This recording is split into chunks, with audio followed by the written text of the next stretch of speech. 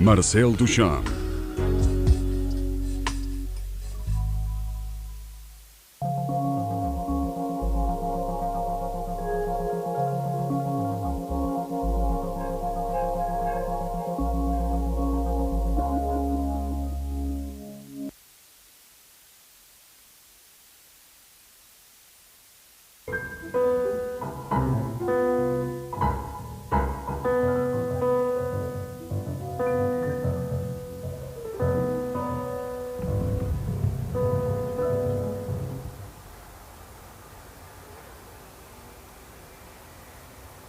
La vie est une chose délicieuse à vivre quand on la vit avec plaisir. Et ça a été mon humour, si vous voulez.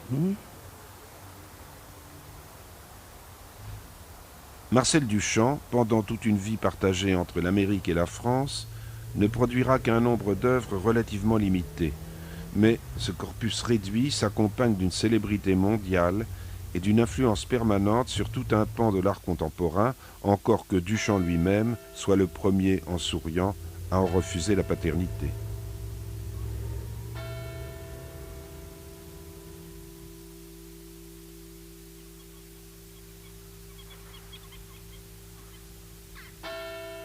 Né en 1887 à Blainville-Crevon en Normandie, près de Rouen, Marcel Duchamp était le troisième de 6 enfants, dont les 4 premiers devinrent les membres de l'illustre confrérie d'artistes Duchamp, frères et sœurs, Jacques Villon, Raymond Duchamp-Villon, Marcel Duchamp et Suzanne Duchamp.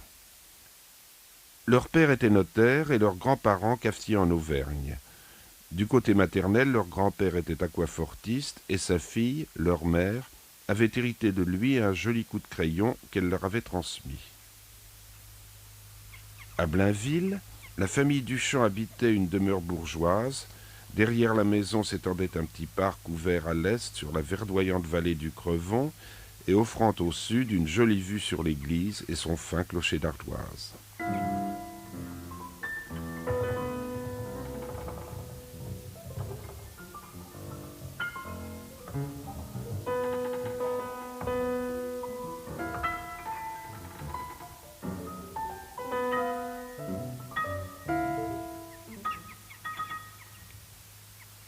Blainville devint pour le jeune Marcel l'endroit où il passait ses vacances et le décor de ses premières pochades d'après nature.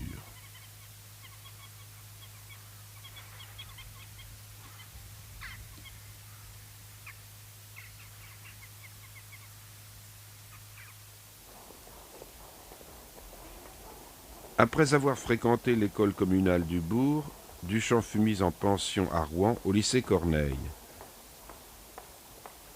Dans la capitale normande, il découvrit le cinématographe, le gaz d'éclairage et toutes les inventions qui fleurirent à la fin du siècle dernier. Aussi surprenant que cela puisse paraître, son père ne fit aucune objection, son bachot passé, à ce qu'il suive les traces de ses 2 frères et aille étudier l'art à Paris.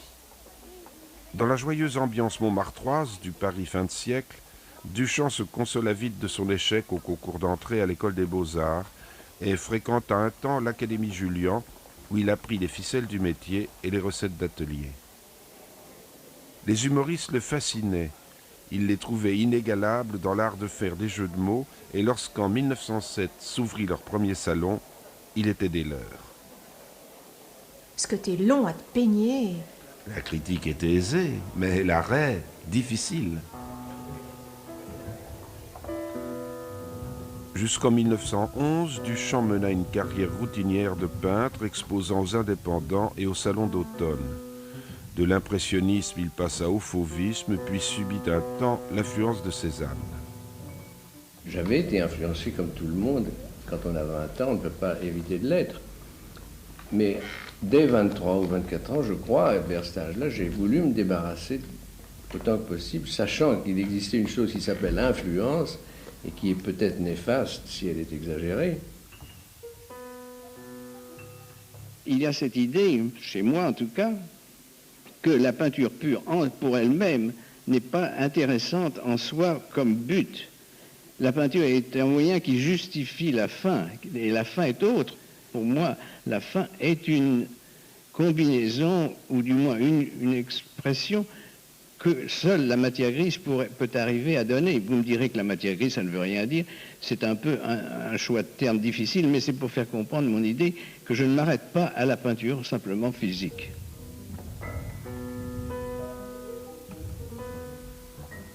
Les dimanches, dans la maison familiale de Puteaux, rassemblaient les trois frères, Marcel Duchamp, Raymond Duchamp-Villon, Jacques Villon et leurs amis peintres, pour des discussions passionnées.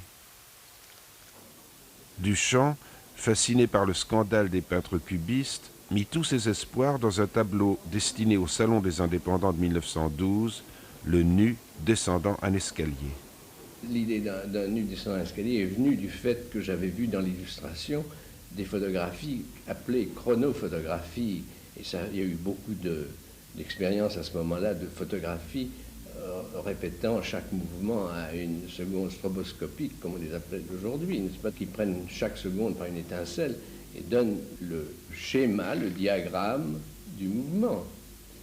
On pourra me répondre que ça ne donne pas du tout l'idée du mouvement. En effet, ça ne la donne pas, mais ça la décrit. Et après tout, un tableau est un diagramme d'une idée, et dans ce cas-là, ça n'avait pas été fait. Si ça n'a pas été fait, ça peut être intéressant à faire. Chaque époque a du mal à trouver des choses qui n'ont pas été faites. Et ça, c'est une des choses qui a eu une grande influence dans toutes les 40 dernières années.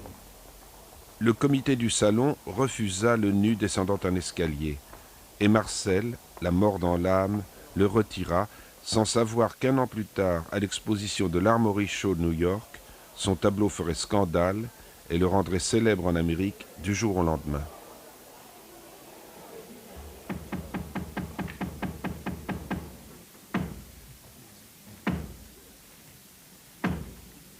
Le 10 juin 1912, entraîné par le poète Guillaume Apollinaire et l'exubérant peintre Francis Picabia, Duchamp passe en leur compagnie une inoubliable soirée au Théâtre Antoine où l'on joue Impression d'Afrique, une pièce que Raymond Roussel a tirée de son livre.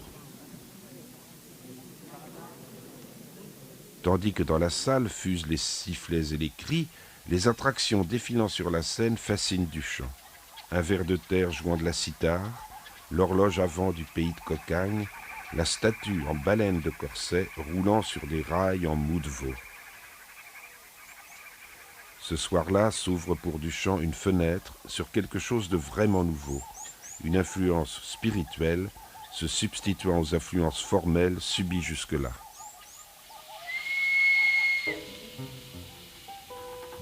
Cet été 1912, Duchamp part pour Munich et dans sa chambre d'hôtel transformée en atelier, il exécute un projet longuement mûri, un tableau de création pure, juxtaposant des éléments mécaniques et des formes viscérales. C'est La Mariée.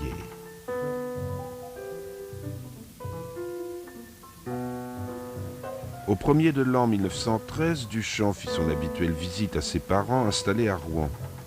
En se promenant, il redécouvrit au 13 de la rue Beauvoisine le magasin du chocolatier Gamelin. La machine à vapeur à balancier y rythmait toujours le fonctionnement de la petite manufacture installée dans la vitrine depuis le milieu du XIXe siècle. Le mélangeur aux 2 lourds cylindres de granit lui apparut comme une mécanique indispensable à des célibataires qui, c'est bien connu, broient leur chocolat eux-mêmes. Sans nul doute, il tenait là un des éléments de la machine célibataire qu'il voulait confronter à la mariée munichoise.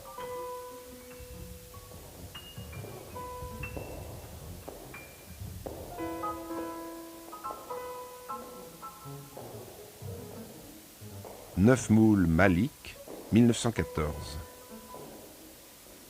En août 1914, la guerre éclate. Réformé, Duchamp n'est pas mobilisable. Il décide de s'embarquer pour New York. Je suis arrivé ici avec une sorte de pédigré. J'avais fait cette espèce de succès en 1913 à l'Armory Show et par conséquent, les gens me regardaient un petit peu comme une bête curieuse. Surtout que ce succès avait été un succès de scandale essentiellement. Et ça m'a permis de me servir de cet état de choses pour en profiter, si vous voulez, pour avoir une sorte de vie agréable ici. En tout cas, je n'arrivais pas ici comme un immigrant. C'est principalement auprès des mécènes et collectionneurs Louise et Walter Arensberg et Catherine Dreyer que Duchamp trouvera le soutien artistique et matériel qui ne lui fera jamais défaut en Amérique. La reconnaissance française, elle, ne se manifestera guère avant les années 60. Rien dorénavant n'égalait aux yeux de Marcel Duchamp la beauté des produits dispensés par l'ère industrielle. Plus même, il trouvait en certains de ces objets la matérialisation parfaite de ses concepts. L'heure était donc venue de passer aux actes. Il acheta un sèche-bouteille, appelé à cause de son apparence hérisson, et le signa. La première œuvre d'art toute faite était née.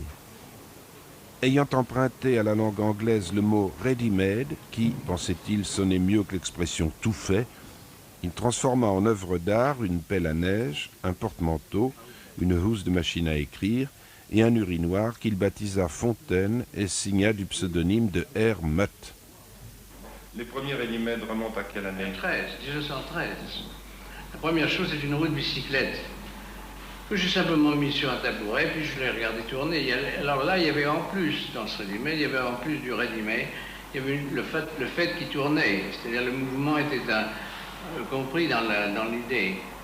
Ensuite, il y a eu le porte-bouteille en 14. Ensuite, en 15, 16, il y en a eu d'autres, 3, 4. Mais depuis très longtemps, j'en fais pas, vous savez, j'en fais plus. Parce que justement, il y a le danger d'en faire trop. Et parce que n'importe quoi, vous savez, aussi laid que ce soit, aussi indifférent que ce soit, deviendra beau et joli après 40 ans. Vous êtes tranquille. Alors, c'est très inquiétant, c'est pas pour l'idée même du ready-made.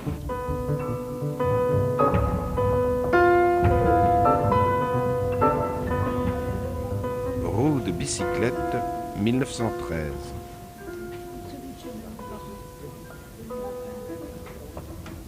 In Advance of the Broken Arm, en prévision du bras cassé, 1915. Porte-chapeau, 1917. À bruit secret, 1916. Pelote de ficelle entre deux plaques de laiton renfermant un objet non identifié. Trébuchet, 1917.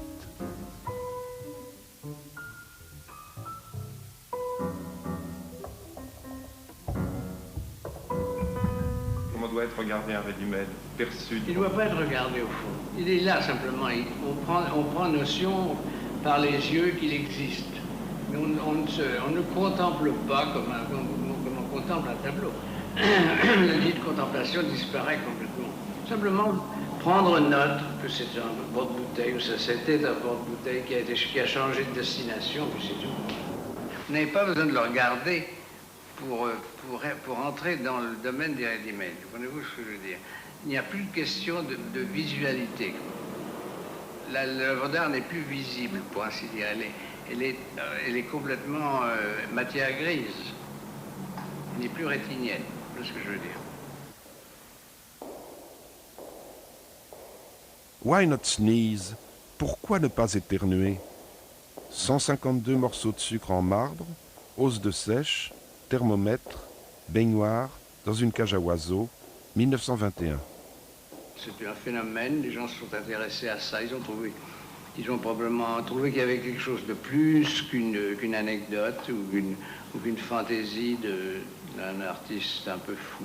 Comme vous voyez quoi je suis pas fou du tout. Ça.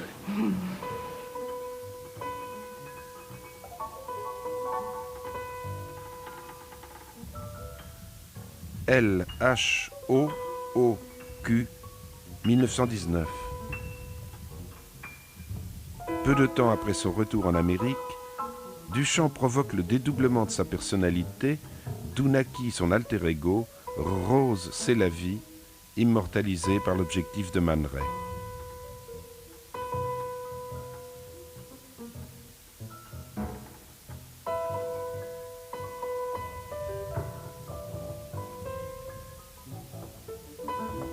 Belle haleine, eau de voilette, 1921. Rose, c'est la vie devint très vite illustre par ses calembours et contrepétries qu'elle distillait telle la Pythie parlant aux prêtres de Delphes. Du dos de la cuillère au cul de la douairière, faut-il mettre la moelle de l'épée dans le poil de l'aimé? à charge de revanche, à verge de rechange. Tel Léonard de Vinci, Duchamp était devenu une sorte d'ingénieur, élaborant dans le secret de son atelier les épures compliquées de ce qui allait devenir la mariée mise à nu par ses célibataires mêmes, aussi appelée le grand vers. Duchamp rassembla ses notes et esquisses de travail en facsimilé dans sa fameuse boîte verte de 1934. Quand j'ai fait ce vers, mon intention était non pas de faire une peinture à regarder, mais une peinture simplement servie du tube de peinture pour exprimer une idée. Qu'on l'appelle littéraire n'est pas en cause du tout, parce que le mot littéraire a un sens très vaste et pas du tout convaincant. J'ai voulu donc ajouter à ce grand vers un livre, ou plutôt un catalogue. Et cette idée de mélanger les deux choses n'est pas une du tout, à mon avis, n'a aucun caractère littéraire, parce que la littérature, c'est la poésie, les poèmes en prose, c'est tout à fait une chose complètement différente, qui peut en tout cas se mélanger avec. Et ça avait au moins l'avantage pour moi de me débarrasser de cette idée peinture pour peinture, peinture pure, qui pour moi, qui a été dès 1913 mon point de départ pour faire ce que j'ai fait. Pendant que Rose Sélavy se délectait dans l'art de la contrepétrie, Duchamp peinait pour terminer le grand vers. Et en 1923, il prit la décision irrévocable de le laisser inachevé. Rentrant en France, il se consacre aux jeux d'échecs, participant à de nombreux championnats comme membre de l'équipe de France pendant une dizaine d'années où la légende veut qu'il ait abandonné l'art. Je n'ai pas fait aucun vœu de m'arrêter. Je n'ai même jamais décidé de m'arrêter.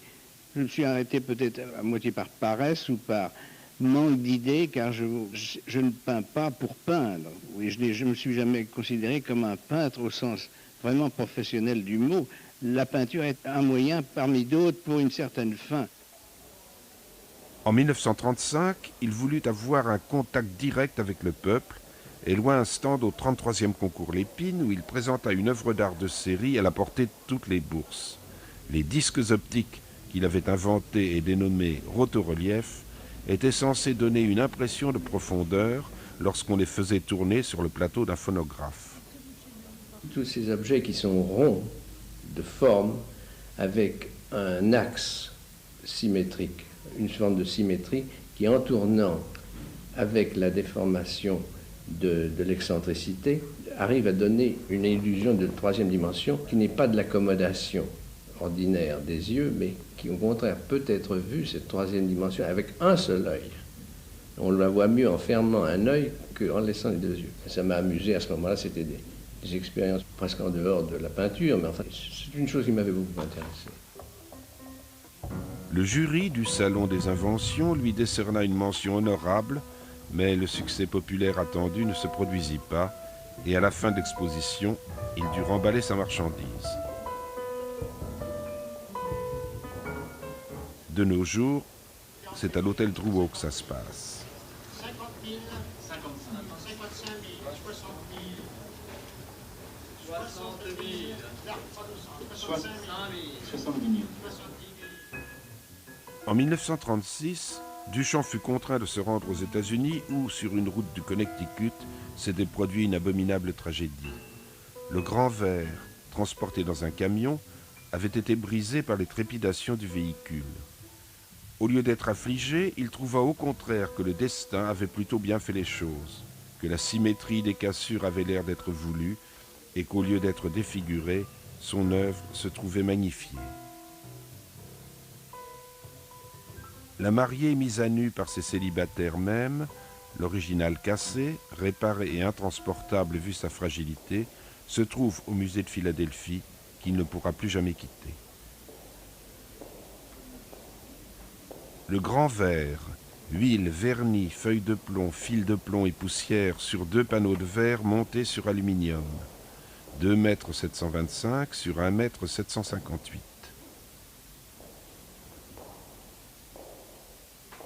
Dans la partie haute, une pluie de fêlures venant de la Voie lactée, trouée de 3 pistons de courant d'air, traverse la mariée. Dans la partie basse, les cassures émanant des 9 moules maliques se propagent vers le moulin à eau, les tamis, la broyeuse de chocolat, et seuls les témoins oculistes sont sortis presque indemnes de l'accident. Le grand ver, qui n'a rien perdu de son mystère, continue, tel le sphinx d'Égypte, à défier les exégètes. Mais pourquoi ces célibataires m'aiment ? Le mot « c'est » est très simple encore, puisque c'est un mot possessif, une traduction de l'idée de possession. Et justement, quel marié a des célibataires à sa disposition? Personne n'en sait rien. C'est, si vous voulez, appelez-le poétique, c'est une idée, je n'ai même pas abracadabrante, mais enfin, amusante à penser. Ça dirige votre esprit dans une direction à laquelle vous n'attendiez pas. Mais ce qui m'a intéressé encore plus, c'est le mot « même » qui suit. Parce que alors, par ces célibataires, même n'est pas S, c'est pas les célibataires eux-mêmes, c'est même un adverbe qui n'a aucun sens à ce moment-là, qui vient comme des cheveux sur la soupe à la fin de cette phrase. Et ça a beaucoup intéressé Breton et tous les surréalistes, parce qu'ils s'en sont servis après, justement à cause de cette indécision, imprécision, et quand même, ça ne fait pas non-sens. Ça n'est même pas du non-sens, mais ça donne une direction. Une direction très inquiétante. Très inquiétante. Oui. Donc, vous voyez, c'est une veine que j'aimais bien exploiter, ou que j'essayais d'exploiter. Au milieu des années 30, Marcel Duchamp conçoit un musée portatif de l'ensemble de ses œuvres, dont il réalise minutieusement chacune des reproductions. C'est la boîte en valise. Comme je pensais que ça pouvait justement se grouper en une petite valise comme ça pouvait être intéressant à regarder au point de vue renseignement, simplement au point de vue informatif, et pour moi aussi une sorte de considération générale, mais je vous dis sans idée très arrêtée quand je l'ai fait. Au début, j'en ai fait une vingtaine moi-même, les valises. Je les ai fabriquées moi-même, puis après ça m'embêtait tellement que je les ai fait faire par d'autres, et je les fais encore faire par d'autres. Parce qu'en somme, c'est une sorte de vissage, et pas autre chose, n'est-ce pas? Vissage, collage, etc., de reproduction. Mais enfin, j'ai composé la forme de la valise elle-même, ce qui n'est pas du tout extraordinaire. Non.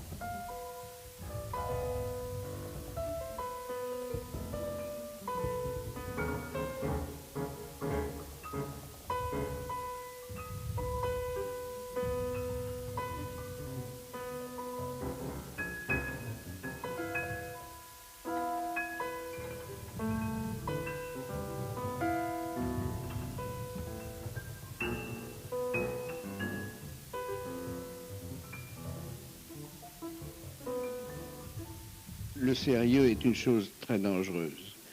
Pour éviter le sérieux, il faut faire intervenir l'humour.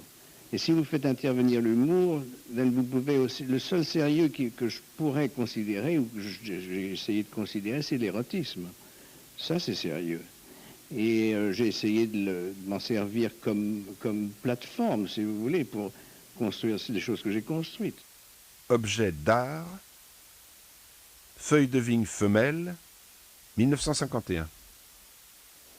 Lors d'un de ses séjours en France, Marcel Duchamp meurt à Neuilly en octobre 1968.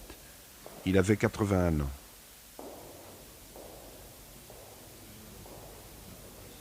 Mais Duchamp avait décidé qu'il n'entrerait pas dans l'histoire sous les traits d'un vieux rebelle repenti.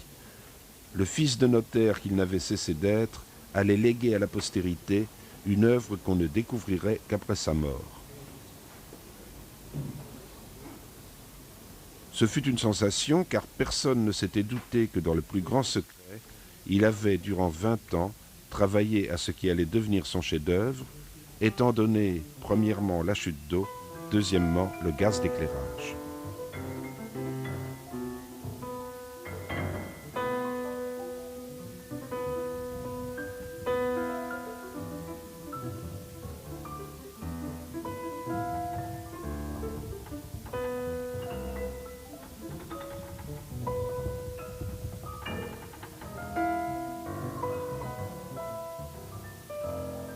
Seuls 2 trous pratiqués dans une porte à double battant permettent aux visiteurs d'enfin savoir.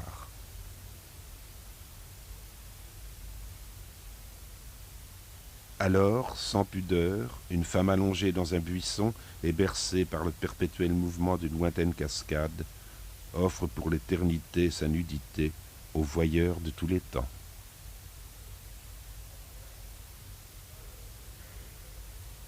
Tel est le rendez-vous proposé par Duchamp aux pèlerins de Philadelphie. L'artiste aime bien croire qu'il est complètement conscient de ce qu'il fait, pourquoi il le fait, comment il le fait, et la valeur intrinsèque de son œuvre. À ça, je ne crois pas du tout. Je crois sincèrement que le tableau est autant fait par le regardeur que par l'artiste.